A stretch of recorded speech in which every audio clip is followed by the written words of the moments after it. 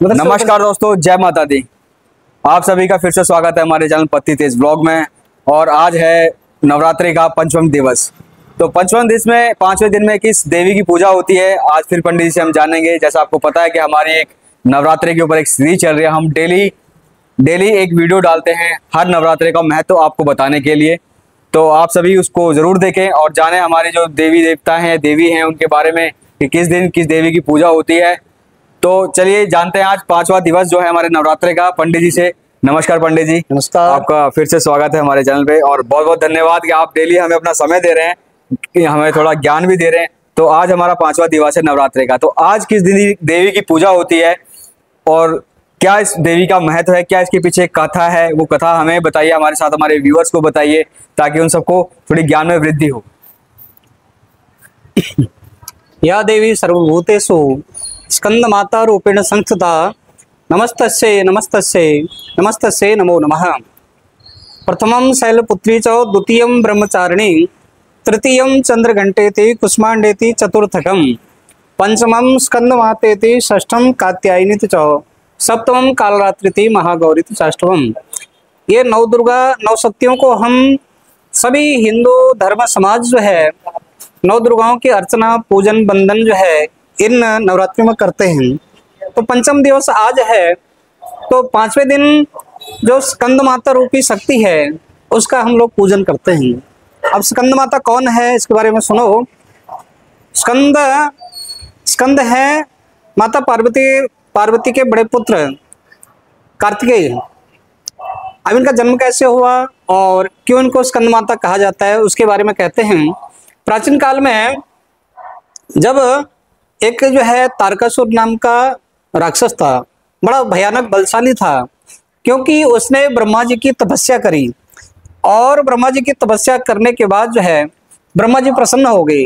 क्योंकि जो अधिक भजेगा, चाहे वो दीन भजे, चाहे दुखी भजे, चाहे कोई राक्षस भजे या दुष्प्राणी भजे, तो भगवान अगर तपस्या से अगर प्रसन्न हो गए तो वरदान अवश्य प्राप्त होता है, यानी तपस्या का फल प्राप्त होता है, सबको होता है। तो इस तारकासुर ने तपस्या करी और तपस्या करके ब्रह्मा जी को प्रसन्न किया। ब्रह्मा जी ने उसको दर्शन दिए और कहा, भक्त क्या मांगता है, तेरी तपस्या से मैं प्रसन्न हुआ, आप क्या चाहते हो, क्या वरदान मांगते हो। तो कहने लगा, भगवान ब्रह्मदेव मुझे कोई मार ना पाए, मेरी मृत्यु ना हो। तो ब्रह्मा जी कहने लगे, देखो ऐसा तो हो नहीं सकता, जो आया है वो जाएगा भी, बिल्कुल, लेकिन ब्रह्मदेव कुछ तो करो ताकि मेरी मृत्यु ना हो। तो बोला, देखो एक सुझाव तुम्हें देता हूं, केवल एक ही व्यक्ति आपका वध करेगा और कोई भी कितना भी बलशाली हो तुम्हें मार नहीं पाएगा। बोला, कौन मारेगा। बोला, शिव जी का पुत्र। शिव जी का पुत्र जो बड़ा पुत्र होगा वो तुम्हारा वध करेगा। अब तारकासुर ने सोचा, शिव जी तो जोगी हैं, औघड़दानी हैं, औघड़ी हैं, तो ये तो गृहस्थी जीवन में रुचि रखते नहीं, तो नहीं स्नेह रखते हैं ऐसे, तो क्या शायद पुत्र की उत्पत्ति ना करें, ऐसा मन में आया तो ठीक है। तथास्तु ब्रह्मा जी ने कहा, राजी हो गया। तो ब्रह्मा जी ने तथास्तु कह दिया।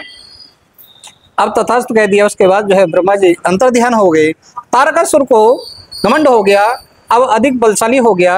ब्रह्मा जी ने वरदान दे दिया, मृत्यु का भय नहीं है, अपितु अब जो है ब्रह्मलोक में, देवलोक में देवताओं को परेशान करने लगा। इंद्र का आसन भी डोलने लगा, इंद्र का आसन छीनने को तैयार हो गया। इंद्र का आसन छीनने को जब तैयार हुआ, कुबेर आदि देवता परेशान हो गए, सभी एकत्रित हुए। सबने एकत्रित होकर के योजना बनाई कि हम जो है ब्रह्मा विष्णु महेश के पास चलते हैं। तो ब्रह्मा विष्णु महेश के पास जाने की योजना बनाई। सभी लोग हाथ जोड़ करके वंदन करने लगे। त्रिदेव ब्रह्मा विष्णु महेश जो है सभी एकत्रित हुए। तो आप सभी देवता लोग स्तुति करने लगे, हे भगवान इस तारकासुर नाम के राक्षस से हमको भयमुक्त करो और हमारी रक्षा करो। तो भगवान तो विनती सुनते हैं, सबके रक्षक भगवान हरि हैं। भगवान शंकर जो है फिर भगवान शंकर ने कहते हैं, जो भगवान शंकर को सबने मनाया और भगवान शंकर जो है गृहस्थ आश्रम के लिए तैयार हो गए। विवाह संपन्न हुआ। विवाह संपन्न हुआ तो उसके बाद जो है कार्तिकेय जी का जन्म हुआ। कार्तिकेय जी का जन्म हुआ तो जो कार्तिकेय हैं उन्हीं का नाम स्कंद है। तो माता पार्वती ने स्कंद को जन्म दिया। अब वात्सल्य भाव जो है प्रकट हो गया। उसको जो है अब जन्म तो हुआ था तारकासुर के वध के लिए, तो माता ने उसको युद्ध कौशल सिखाया। ऐसी वीरांगना माताएं हमारी हैं, आज भी अपने पुत्रों को कहाँ भेजते हैं? सेना में भेजते हैं, ताकि देश की रक्षा हो। देश भी माता है, और देवताओं की रक्षा हो या जो नर के रूप में नारायण हैं उनकी रक्षा के लिए आज भी आर्मी इत्यादि में माताएं अपने पुत्रों को भेजती हैं, ताकि देश सुरक्षित रहे। देश सुरक्षित रहेगा तो हमारे शास्त्र, हमारी संस्कृति भी सुरक्षित रहेगी। आज भी वीरांगनाएं हैं। तो युद्ध कौशल माता ने सिखाया। युद्ध कौशल सिखाने के बाद जो है अब जो है मैदान में तारकासुर के साथ संग्राम के लिए कार्तिकेय जी प्रस्थान करने लगे। अब जो है युद्ध, भयंकर युद्ध हुआ, भीषण युद्ध हुआ।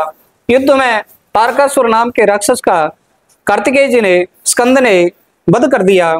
उसके बाद जो है कार्तिकेय जी को सेनापति बनाया गया। इस परिवार में सेनाधिकारी कार्तिकेय जी हैं। सेनापति कहा जाता है इनको। सबसे शक्तिशाली सेनापति कार्तिकेय जी हैं।